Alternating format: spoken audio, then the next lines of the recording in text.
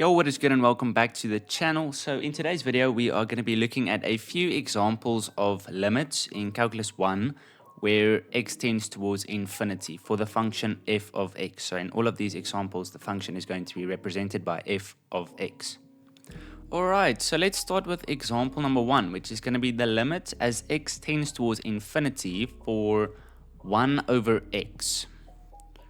Right, so remember that the larger the value that we substitute into a denominator in this case, the smaller the value of the entire function, which is f of x, is going to be. So by this logic, if we are to replace infinity into x over here as we evaluate the limit, then of course the limit is going to be 0, as you can see. Okay, so for example number 2, we are going to look at the limit as x tends towards infinity for x to the third power divided by x. Alright, so we know that x to the third power over x can be written as x to the second power over 1. So in a case like this where we have x values in the numerator and denominator, it is important for us to focus on the x value with the highest degree. Now, the reason for this is that whichever x value has the highest degree will increase at the fastest rate. So in this case, it is going to be x to the third power as opposed to this x in the denominator. So for this example, the answer is pretty straightforward. So x tending towards infinity for x to the third power over x is simply going to be infinity. You can say positive infinity to be more accurate. Right then, so for example number 3, we are once again going to look at the limit as x tends towards infinity for the following polynomial. We have 3x to the second power plus 5x minus 1, which is over 2x to the second power. Let me fix that. Minus x plus 4. So the only thing that really matters to us is the largest degree of x, which are these x to the second powers over here. So these can just be cancelled out. So essentially we are just looking at 3x to the second power over 2x to the second power. And obviously both of these values for x to the second power will reach infinity. And therefore they just cancel out.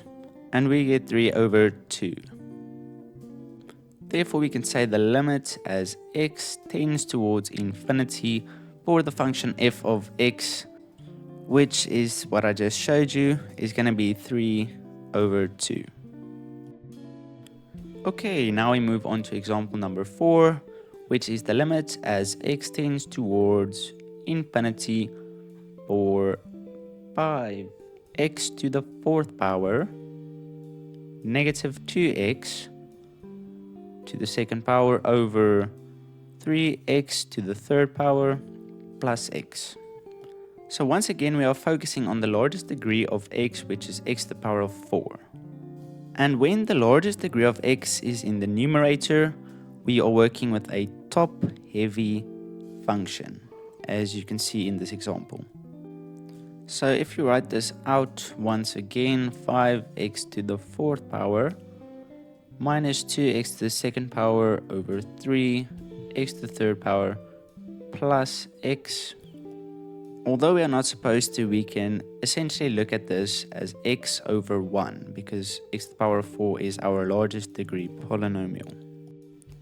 So by this logic, it is the same as our second example, and the limit as x tends towards infinity for the function f of x will simply be infinity. Remember, it is a top-heavy function, so the limit is going to be infinity. So then we move on to example number 5, where we look at the limit of x tending towards infinity for the function 4x to the second power minus 7x over 9x to the power of 5 plus 3x to the second power. And once again, by focusing on the largest degree of x to the power of 5, we can see that we are working with a bottom-heavy function since the largest degree is in the denominator this time. Now, once again, what it means to be working with a bottom-heavy function is that if we write out the expression f of x as follows, minus 7x over 9x to the power of 5 plus 3x to the second power, we look at 1 over x, since these are going to cancel out. So this is essentially what we are looking at when we see the function f of x. But don't ever write this down in a test or anything. This is just for me to show you the idea behind a bottom-heavy function. So now we have something which is similar to the first example with the limit as x tends towards infinity for f of x. Let's write it out. 4x to the second power minus 7x divided by 9x to the power of 5 plus 3x to the second power is going to give us 0. So for the last example, which is number 6, we have the following. The limit as x tends towards infinity for the square root of x to the power of 12 minus 1 over x to the 6th power plus 1.